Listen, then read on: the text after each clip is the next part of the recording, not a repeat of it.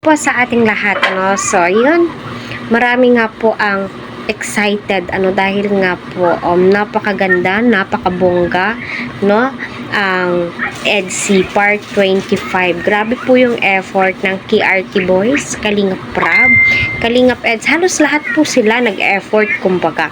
Ano yung suporta po nila kay Edo at saka kay Viancy, sulit na sulit po talaga.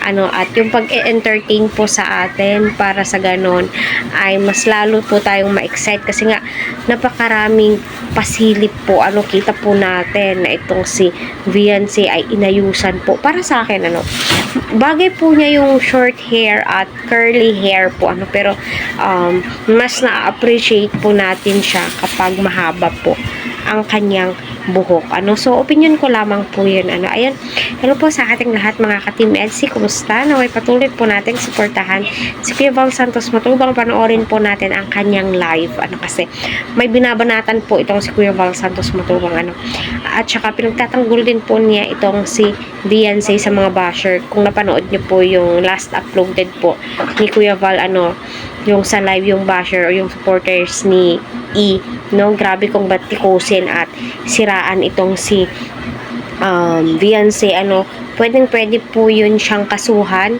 ano, at maglabas po ng warrant of arrest, ano, 18,000 po yung pwede po niyang bayaran kasi yung pinapahiya niya po itong si Viancy, ano, ginagawan po niya ng mga maling accusation, 'di ba? May kaso po 'yan, ano. So ay nako, yung basher ni Viancy, may pera ka naman, no, pangpiyansa sa sarili mo, so pagpatuloy mo lang yung paninira mo, di ba?